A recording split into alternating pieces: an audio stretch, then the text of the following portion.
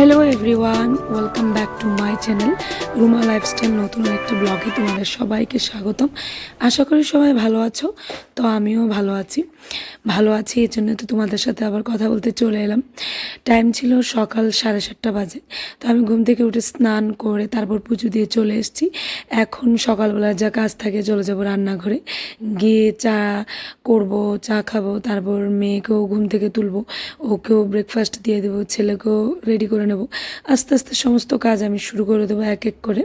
তবে হ্যাঁ, ঘরটাকে প্রথমে একটু গুছিয়ে রেডি করে নিই, সমস্ত কিছু হাতের কাছে নিই। তারপর বিশেষ করে মাধবনকে তুলতে যাব, নয়তো আমি গুছাতে পারি না রান্নাঘর। মাধবন এসে আমাকে বিরক্ত করে। মনে করো এই যে একটু প্রেশার কুকারে ডালটা বসিয়ে, রাইস কুকারে রাইসটা বসিয়ে, তারপর চাটা রেডি করে তারপর যদি আমি মাধবনকে তুলতে যাই তাহলে আমার তেমনটা কোনো প্রবলেম হয় না। ও ঘুম থেকে উঠলে ওকে কুলে নিয়েও কাজ করতে তেমনটা অসুবিধা হয় না। তো এগুলো একটু বেসিক যে কাজগুলো আছে এগুলোকে আমি আগে রেডি করে নিই, তাহলে ওর কাছে যাব। কারণ ও ঘুম থেকে উঠে প্রচণ্ড বায়না করে, যদিও মেয়েকে কোনো কিছু করে দিতে হয় না, ওর নিজের কাজ ও নিজেই করে। শুধু টাইম মতো ওকে একটু ঘুম থেকে তুলতে হয়, ওর টিফিনটা একটু রেডি করে দিতে হয়, বাস এইটুকুনি। আর বাকি সমস্ত কিছু ও নিজেই করতে পারে, তো আমার কোনো অসুবিধা হয় না। আর কিন্তু ছেলে তো এখনও ছোট, তো ওকে অনেক কিছু করিয়ে দিতে হয়। তো দেখো, বেসিক কাজকর্মগুলোর মধ্যে আমি আমার চাটাও রেডি করে নিয়েছি। সরি, এটা আমার মেয়ের ব্রেকফাস্ট। একটু লিকার চা দিয়ে দিয়েছি, একটা কেক, আর গতকাল রাতের রুটি ছিল, এটাকে একটু গরম করে দিয়ে দিয়েছি, বাস ওকে দিয়ে দেবো। তারপর আমি আমার ব্রেকফাস্ট নিয়ে চলে গেলাম সেই ব্যালকনির কাছে, আমার রুমে। ওখানে বসে ব্যালকনির দরজাটা খুলে বাস শান্তিতে একটু বসে রিল্যাক্স করে চাটা খেয়ে নেবো। সকালবেলা এই 10 থেকে 15 মিনিট আমার টাইম থাকে হাতে, একটু রিল্যাক্সভাবে বসতে পারি। তো চলো, চা তো খাওয়া হলো, এখন রান্না বসাতে হবে। ডাল ভাত শুধু রান্না করলে তো হবে না, অন্য কিছু রান্না করতে হবে। তো দেখি ফ্রিজে কি আছে। তো দেখো, ফ্রিজ থেকে বের করে নিয়েছি ঢেঁকি শাক। আজকে রান্না করব ঢেঁকি শাক। আর ঢেঁকি শাক আমার মেয়ে, ছেলে, আমার হাজব্যান্ড সবারই প্রিয়। সবাই একটু সিমের বিচি দিয়ে করলে ভালোবাসে, কিন্তু এখন নেই সেটা। তো আমি ভাবলাম একটু অন্যরকমভাবে করব। তার আগে দাঁড়াও, ডালটাকে সম্বার দিয়ে নিই। তো এইদিকে দেখো, ডালটাকে আজকে অনেক পাতলা করে নিয়েছি। তো এইখানে একটু মুসুর ডাল ভেজিয়ে নিয়েছি। ওই যে বললাম ঢেঁকি শাক রান্না করব একটু মুসুর ডাল ফাটিয়ে, তো ওটার জন্য। আর ঢেঁকি শাকগুলো এরকমভাবে আমি বেছে রেখে দিয়েছিলাম, কিন্তু কাটা হয়নি। এগুলোকে এখন ধোবো, তারপর কেটে নেব। তো আগে ধুয়ে নিই, প্রেশার কুকারের কাজও শেষ। তো প্রেশার কুকারটাকে একটু জল দিয়ে ভিজিয়ে তারপর চলে যাব। তো এখন চলে গেছি বেডরুমে আমার হাজব্যান্ডের বিছানাটা তোলার জন্য, কারণ বিছানাটা এলোমেলো হয়ে আছে, এটাকে একটু গুছিয়ে গাছিয়ে ঠিকঠাক করে নিই। বেডশিটটাও চেঞ্জ করবো, অনেক দিন ধরে ভাবছি, তো আজকে চেঞ্জ করে নিলাম। 3 দিন অন্তর অন্তর কিংবা 4 দিন অন্তর অন্তর আমি চেঞ্জ করি, কারণ একটু ময়লা হলেই তাড়াতাড়ি করে ধুয়ে নিলে পরিশ্রমটাও কম হয়। আর যদি বেশি ময়লা হয়ে যায়, ধুতেও পরিশ্রম, আর কি বলবো, দেখতেও নোংরা হয়ে যায়। তো এক এক করে এক এক বিছানা গুছিয়ে, দুটো বিছানায় গুছাতে হয়, এক এক করে গুছিয়ে তারপর আবার চলে যাব রান্নাঘরে। ততক্ষণে আমার মনে হয় ডালগুলি একটু হলেও সফট হয়ে এসছে। তো দেখো, এখানে শুকনো লঙ্কা দিয়ে দিয়েছি। আর আজকের দিনটা ওয়েদারটা একদম কি বলবো, বৃষ্টি ভেজা ওয়েদার ছিল, সারাক্ষণ বৃষ্টি হচ্ছিল। আর ওয়েদার অবস্থাটা ভালো ছিল না, তো কারেন্টও ছিল না।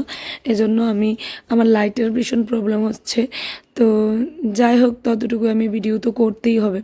তো এতটুকু আলোতেই, বাইরের যে আলো আর ঘরে ইনভার্টার একটা লাইটে যতটুকু আলো দেখা যায় অতটুকুতেই আমি শ্যুট করছিলাম। তো দেখো, ঢেঁকি শাক তো রান্না করে নিচ্ছি, তারপর আর কি রান্না করব ভাবছি। তো এক গ্লাস জল খেয়ে নিচ্ছি, প্রথমে আমি জলটা খেয়ে নিই। তো ভাবছি আজকে একটু লোনা মাছ আছে, ওটাকে একটু রান্না করি। লোনা মাছ বলতে লোনা শুটকি, তো ওটাই রান্না করে নেব। তো এটাকে ধুয়ে রেখেছিলাম, এখন একটু ভেজে দেবো। একটু হালকা গরম জল দিয়ে একটু ভিজিয়ে রেখেছিলাম, ভিজিয়ে তারপর ধুয়ে নিয়েছি ভালোভাবে। ধুয়ে তারপর এগুলোকে একটু হালকাভাবে ফ্রাই করে নিয়েছি। আর ঝিঙে দিয়ে রান্না করব। বলো তো কি, এই যে ঝিঙে দিয়ে যদি রান্না করা হয় না, তাহলে পেঁয়াজের পরিমাণটা কম লাগে। পেঁয়াজটাও আর আজকাল বাজারে পেঁয়াজের যা দাম না, তো পেঁয়াজটা কমই ব্যবহার করা উচিত আমি মনে করি। আর ভাজা পেঁয়াজটা খেলে না প্রবলেম হয়, কিন্তু কাঁচা পেঁয়াজের তেমনটা কোনো প্রবলেম হয় না।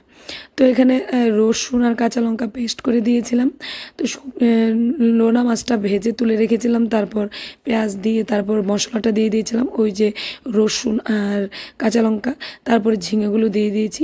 ঝিঙেগুলো একটু সফট হয়ে আসাতে আমি এখন এই যে লোনা মাছগুলো দেখতে পেয়েছি, শুটকিগুলো, ওইগুলো দিয়ে দিয়েছি। এখন একটু ঢেকে দেবো, বাস 10-15 মিনিট, তখন হয়ে যাবে। যতক্ষণ না লোনা মাছটা হবে ততক্ষণ আমি একটু আলু কেটে নিয়েছি, ছেলে মেয়ে আলু ভাজা খাবে বলেছে। তারপর ঘরদোর ঝাড় দেওয়ার একটা ব্যাপার থাকে, সকালবেলা যদিও ঝাড় দেওয়া হয় তবু আমি ঘরদোরগুলো আবার ঝাড় দিই। আমার ঘরে কী পরিমাণ চুল থাকে মানে আমি বলে বোঝাতে পারবো না। তো এজন্য আমি ঘরগুলোকে ঝাড় দিয়ে নিই। আর ওই যে বললাম আরেকদিন যে দুপুরবেলা ন্যাপ নেওয়ার পর ঘুম থেকে উঠে ঘর ঝাড় দেওয়া, সেটা আমার একদম ভালো লাগে না, ইচ্ছেও করে না। কারণ রেস্ট করে উঠি একটু, তারপর সন্ধ্যের বেলার কাজ থাকে, পুজো দেওয়া, সন্ধ্যা দেওয়া, বিভিন্ন কাজ থাকে। যারা হাউস ওয়াইফ তাদের আমার মতনই তাদেরও কাজ থাকে, কারোর একটু বেশি একটু কম থাকে, কিন্তু কাজগুলি একই রকম থাকে। তো দেখো সমস্ত ঘরগুলো ঝাড় দেওয়া হয়ে গেছে, আর ব্যালকনিটাকেও ঝাড় দিয়ে নিচ্ছি। আর কি ঝাড় দেবো, এমনিতেই বৃষ্টি শুরু হয়ে গেছে একটু আধটু করে, তো তাড়াতাড়ি ঝাড় দিয়ে নিচ্ছি, নয়তো আবার ঝাড়ুটা ভিজে যাবে, তো ঝাড় দিতে একটু অসুবিধে হয়ে যাবে। আর এদিকে বৃষ্টি এসেছে, যেহেতু কয়েকদিন ধরে বৃষ্টি চলছিল, তো গাছগুলিও বেশ সুন্দর হয়ে উঠছে। এদিকে যদিও গাছগুলির মধ্যে বৃষ্টি পড়ে না, তবু একটা ওয়েদারের একটা প্রভাব আছে না, ওরকমই। তো দেখো দুপুরের লাঞ্চ মেয়েকে দিয়ে দিলাম, কি ও খাবে না, তো এই জন্য ওকে আমি দেবো না, ও খেতে চায় না শুটকি। বসে পড়ো মামনি, খেয়ে নেবে এই দিয়ে আজকে। কিন্তু ওর খুব প্রিয়, শাকও প্রিয়, আলু ভাজাও প্রিয়, লাগলে আবার বলবে, হ্যাঁ ঠিক আছে? কি শাক আলু ভাজা লাগলে বলবে, ঠিক আছে? তো ওকে খাওয়া দিয়ে চলে এলাম আমি আমার বেডরুমে আবার। তো রান্নাবান্না করার পরে ফ্রিজটা একটু ক্লিন করে নিয়েছি, যেহেতু ঝাড় দিয়েছি, রান্নাবান্না করেছি। করলে এমনিতেই দেখবে মুখের মধ্যে একদম স্টিকিনেস একটা ভাব এসে যায়। তারপর চশমা দিয়ে কাজ করতে হয়, চশমার মধ্যে এমন পরিমাণে কি বলবো তেল লেগে থাকে না, তো প্রত্যেক দিন ক্লিন করতে হয় চশমাকে।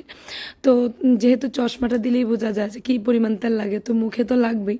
তো মুখটাকে আবার একটু রান্নাবান্নার পরে ভালোভাবে ফ্রেশ করে নিয়েছি, ফেস ওয়াশ তো তারপরে একটু ক্রিম লাগিয়ে নেবো, বাস একটু ময়শ্চারাইজার লাগিয়ে নেবো, লাগিয়ে নিয়ে বাস আমি আমার কাজ নিয়ে ব্যস্ত হয়ে যাব। আর আজকে না সকালবেলা একদম ডায়েরি মেনটেন করতে ভুলে গেছি, তো এখন ডায়েরিটা নিয়ে বসবো। ডায়েরি মেনটেন না করলে আমার হয়ে ওঠে না, তো ডায়েরির মধ্যে আমি সমস্ত কিছু লিখে রাখি, তো ডায়েরিটাও লিখতে হবে। তো সিঁদুরও পরা হয়নি, দেখো তোমরা বলবে এত বেলা হয়ে গেল কিন্তু সিঁদুরও পরিনি, কিন্তু সত্যি বিশ্বাস করো সকালবেলা কাজের প্রেশারে কখনো কখনো আমি সকালবেলা এই যে সিঁদুর পরতেও ভুলে যাই, স্নান করে জাস্ট ময়শ্চারাইজারটা লাগিয়ে চলে যাই কাজ করার জন্য। ছেলে উঠে যায়, মেয়ের জন্য রেডি করতে হয় সমস্ত কিছু, ছেলের জন্য। তো আবার তোমাদের সাথে কথা বলছি সেই দুপুরবেলা লাঞ্চের পরে। মেয়ের তো লাঞ্চ হয়ে গেছে, মাধবনকে খাওয়ালাম, হাজব্যান্ডকে দিলাম, আমিও খেলাম, সরি। তারপর যে ক্লিন করার একটা পর্ব থাকে না, তোমাদেরকে কি বলবো, আর বলে বোঝাতে হবে না, তোমরা নিজেরাই জানো। কারণ দুপুরবেলা খাওয়ার পর দেখবে রান্নাঘর যদি ক্লিন না করে যাও, ও তোমার ঘুমই আসবে না, তুমি শুতেই পারবে না, কোনো কাজে তুমি মনই বসাতে পারবে না। তো সেই রকমই আমিও রান্নাঘর ক্লিন করার জন্য আবার রেডি হয়ে গেছি। দুপুরবেলা খাওয়া দাওয়ার পর বাসন কুসন পরিষ্কার করে মাজা, তারপর এক এক করে বাসন কুসন গোছানো, তারপর টেবিল পরিষ্কার করা, সমস্ত কিছু। আবার চিমনি বন্ধ হয়েছে কিনা, গ্যাস সিলিন্ডার বন্ধ করেছি কিনা, ইলেকট্রিক ওভেন বন্ধ করেছি কিনা, সমস্ত কিছু দেখে শুনে তারপর যাই। তো সব কিছু শেষ, এইবার দেখো পর্দাটা টেনে চলে যাবো একটু ন্যাপ নিতে। তো আশা করি ব্লগটা তোমাদের ভালো লাগবে, যদি ভালো লেগে থাকে তাহলে প্লিজ লাইক করবে, কমেন্টস করবে অ্যান্ড শেয়ার করবে, আর এইভাবে আমাকে একটু সাপোর্ট করবে প্লিজ। তোমাদের সাপোর্ট ছাড়া আমি এগোতে পারবো না। তো টিল দেন বাই বাই, আবার আসবো নতুন